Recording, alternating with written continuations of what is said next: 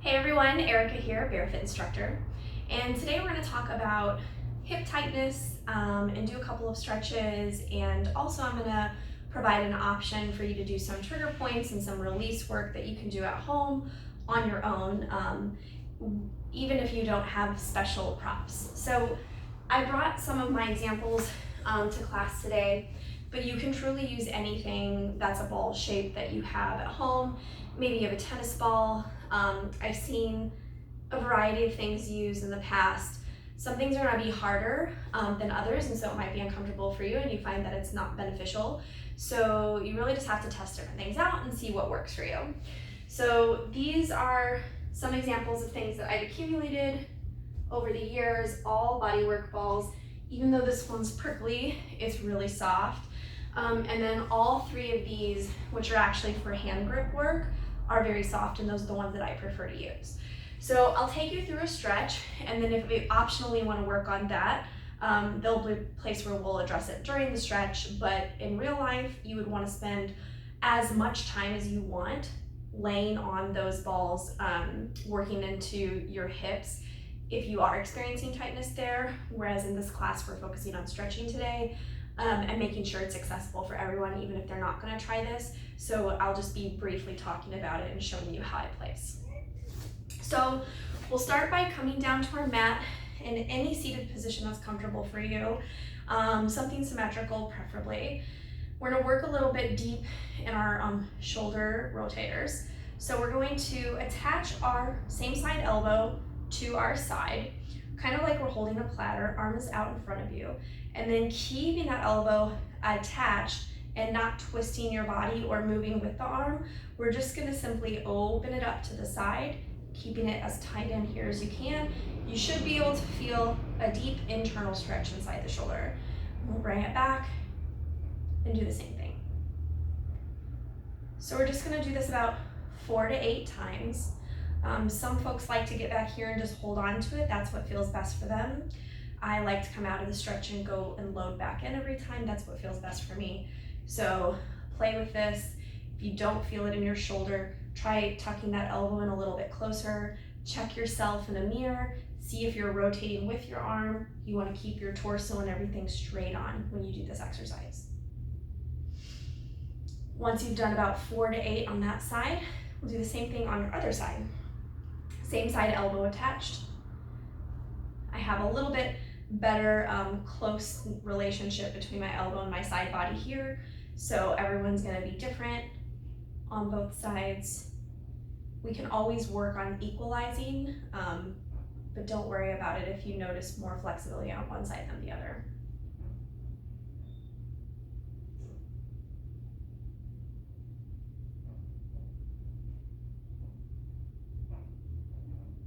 After that, we're going to drop our head to one side. Take the same side arm on top, add a little weight, make sure your chin is forward.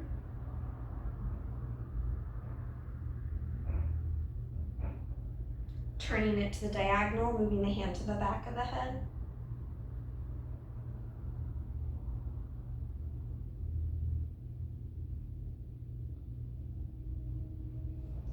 And release, drop the head to the other side.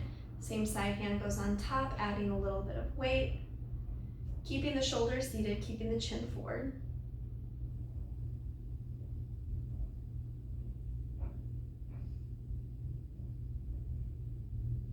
Moving to the diagonal line, hand comes to the back of the head.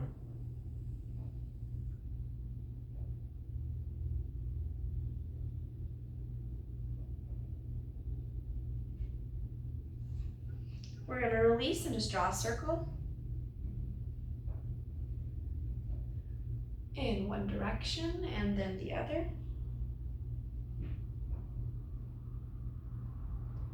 When you're finished, we're going to place those hands down in front of us, curl the toes, send the heels down, head down, hips up.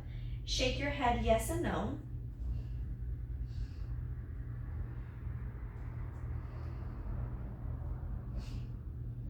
We're going to step our feet back so we're in a bit of a down dog. It doesn't have to be very deep. Bending your knees, going to your balls of your feet. gonna step our right leg in, take our left leg out to the side, right arm up in the air. And then we're gonna draw circles with that right arm, starting by bringing the hand to the front and then circling it to the back. You can follow the hand with your head in focus.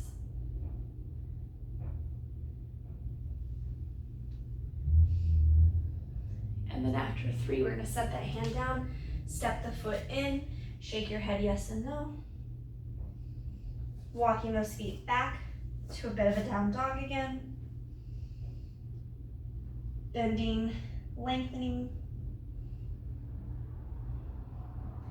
This time stepping our left foot in, stepping our right foot out. Left arm reaches up. And we're gonna draw circles. Same thing, moving it to the front of the room first and then the back.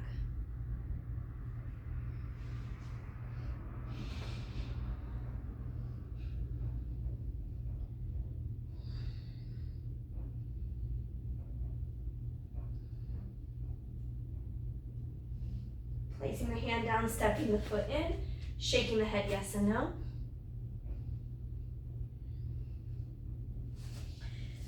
We're gonna grand plie or bend those knees all the way down. See if you can balance here. See if you can bring your hands off the mat. If you have really short Achilles, you might not be able to do this, and that's totally normal.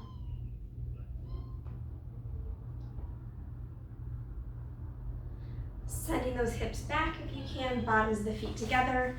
If you can't find a way to come all the way down seated, planting your sits bones in your mat, we're gonna take our left hand to our left side, dipping our left shoulder in, turning and looking over the right.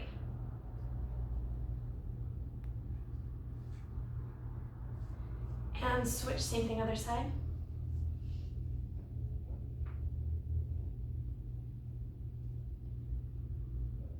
And releasing it forward, we're gonna exhale, contract, glue the belly button to the spine.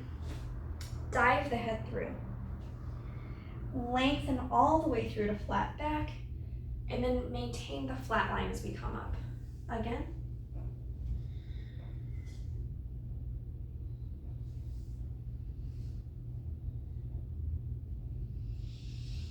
Last one.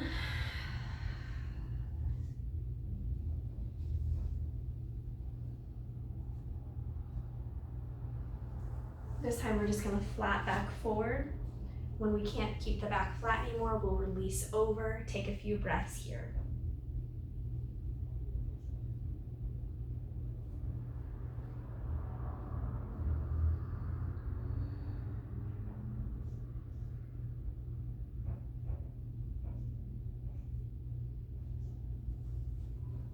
Rolling it up and extending those legs out in front, reaching down for the balls of the feet.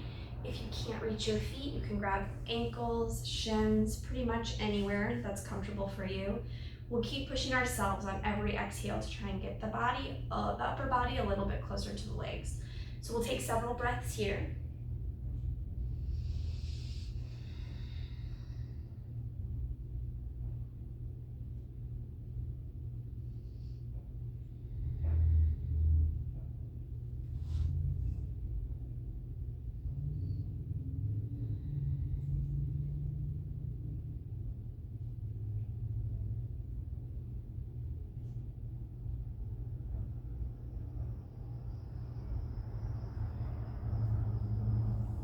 Flexing those feet if they aren't already.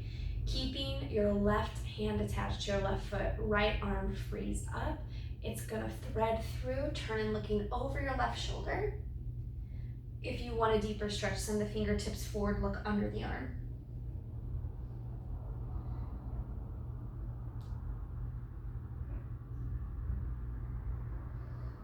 Bring it back up to neutral, same thing, other side.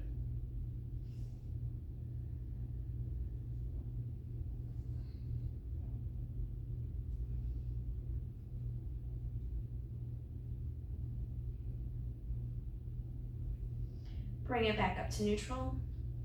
On the next exhale, roll it up. We're gonna plant those feet down in front of us, and actually we'll turn to the side here so you can see From our shoulder stretch that you might have been in last week, we plant our hands behind us, fingertips facing our rear, and then we're going to act and feel as if we're pulling our elbows together as we send our hips up to a bridge. So if you need to walk those feet out a little bit, that's fine. When you're here, again, think actively pulling those elbows to each other. You should feel a deep stretch in your shoulders.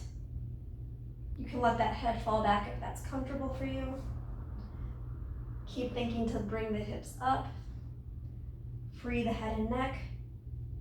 Pull the elbows together. And when you're ready, I'm going to bring it down. Grabbing those knees, try to control it to our back. Giving those knees a big hug, and then we're going to rock it side to side. And as we do that, just pay attention to your body and what it needs. If there's a spot that's a little tighter and you just want to stay there and go back and forth, you could do that.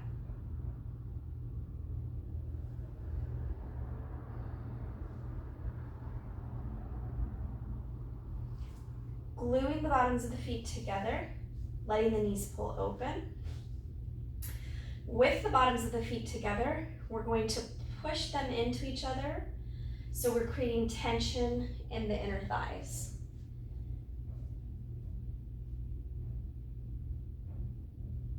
And then release. And then again, push the bottoms of the feet into each other, so we're creating tension. Hands fingers interlocked, hands behind the head, lift it up. Engage your core. And then we're going to rotate the upper body, tapping down one elbow and then the other. If you lose track of pushing the feet towards each other, that's fine. It's not a stretching element. I find it difficult to do both. But really try to get that full spiraling twist up here in the sternum and shoulders to tap down that whole elbow.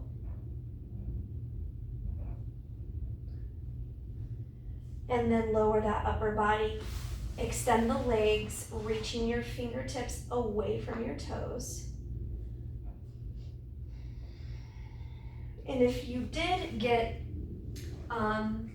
something to work with for hip flexors, go ahead and grab that. We'll use it in the next stretch section. So first thing, we're going to bring the right knee in to the body, and then we're going to take it off to the side of the body, holding it with our same side arm. We're going to flex our foot. We're going to articulate through to point our foot. Again, flex and point. We're going to take the leg back to neutral, take it straight up to 90, and then we're going to experiment with movement in our foot, mobilizing our ankle, middle foot, and toes.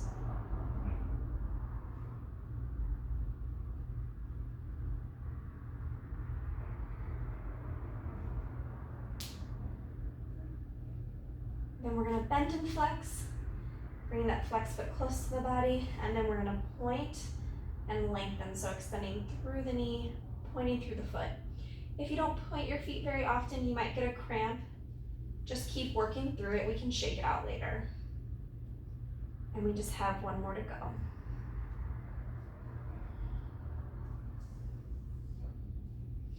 Now from here, we're going to take our straight leg and cross the midline, taking our right hand into our right hip flexor, left hand on our leg wherever it falls. We're actively pulling our hands away from each other to get a deeper stretch. Now, if you have a ball that you're trying to work with, we're going to tuck it really close to our left hip as we drop the right knee over. So doing our spiraling twist. You'll know right away if the ball's too hard or too big for these purposes. Gluing that knee down with our left arm, opening up our right arm. You can look back at it, you can look away from it, or you can do both.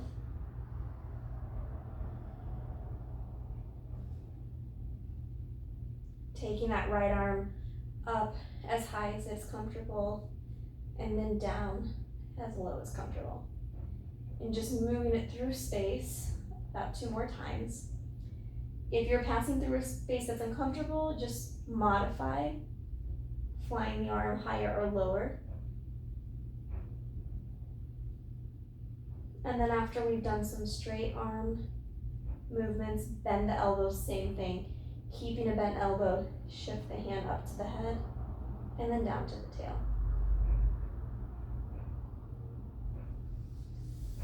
So now we're going to roll up to our side a little bit more. And if you're using the ball, you can just simply pick it up and move it. Again, if you are doing this to get a hip release, you would spend a lot of time here, a lot more time than we're going to spend because we don't know if everyone's doing this part with us. And if you find a particularly tight spot, then you can just sort of shift back and forth over the ball. And you can also, as everyone wants, come with us and extend the right knee open so we're facing the ground. This is normally the relaxation part of our stretch. You can move that a little bit more in the front of the hip, so right along framing the pelvic outline part of your pelvic bone. And on every exhale, try to relax the body over the ball. And feel free to move it as much as you need to find those tight spots. And just keep breathing. It could be really uncomfortable for some and might feel like a massage for others. So now we're going to let our tail draw us back. We're stacking the right leg on top of the left knee. Taking the right hand to the right knee, gently pressing it open to create space in the hip. Reaching down. If you have to come up to grab the left leg, place the body back down, and you can rock here if you want.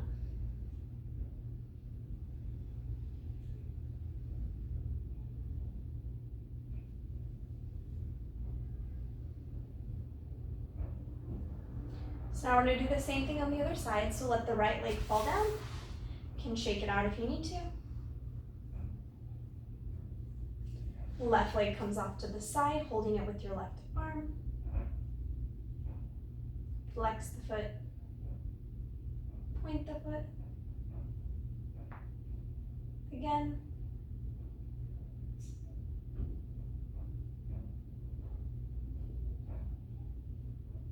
Taking it back to neutral.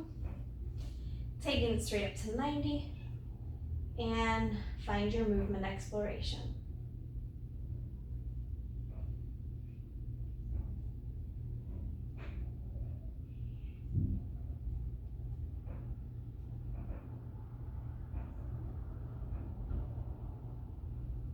Bending and flexing, pointing and lengthening. Remember to stretch all the way through that foot.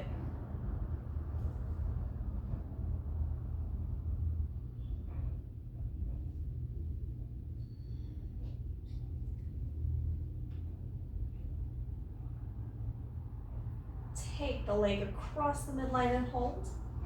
Taking that left hand into the left hips, right hand anywhere that it falls on the leg, and then pulling those hands away from each other in opposition.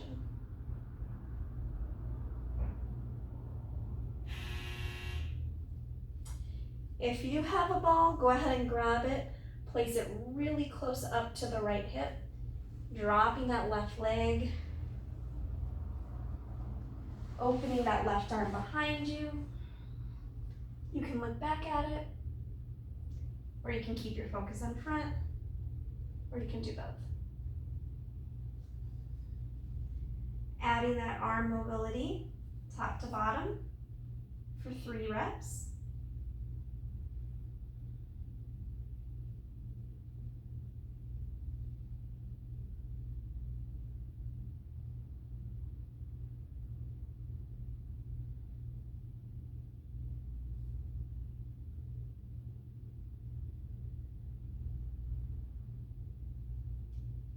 Bending the elbow, same thing, top to bottom.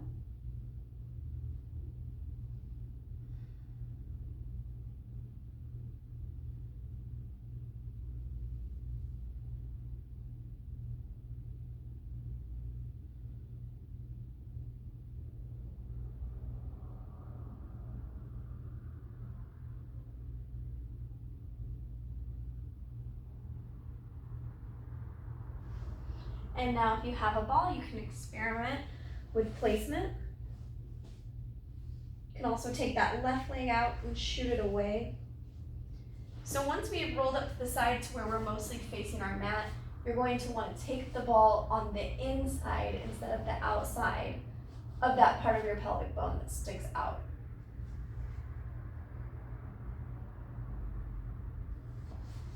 And then I usually just go up and down, replacing the ball just beside itself each time until I find the most tight areas.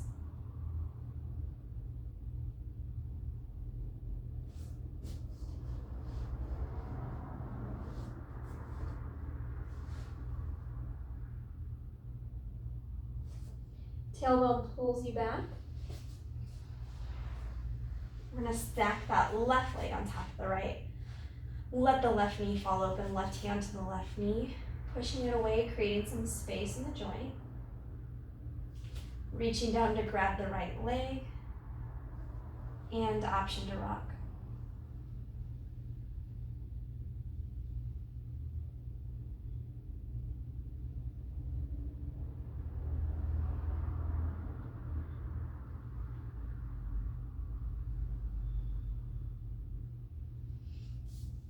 Releasing that leg.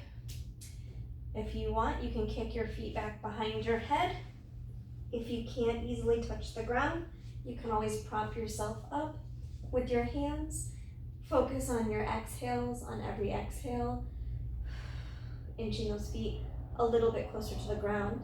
If you really feel like you're just not there, you can reach out and tap one leg, reach out and tap the other a little bit further away from your head to help you prepare for touching down all the way back. You can stay there, or if you're working with an exercise ball, another good release would be just how we were outlining our hip bone here on the inside and on the outside. We can do the same thing with our scapula.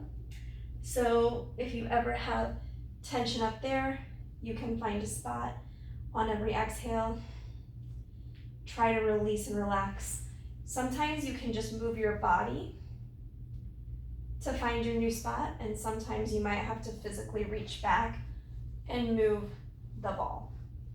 Whenever you're transitioning for doing releasing work, just make sure that you're not tensing up everything in your body and being really aggressive as you move it, because then we're going to create more tension when what we're trying to do is release tension. So if you do practice that on one scapula, practice it on the other side. Even if the other side isn't feeling like it needs attention. Same thing with your hips too. If you do the hip release on one side, do it on the other side.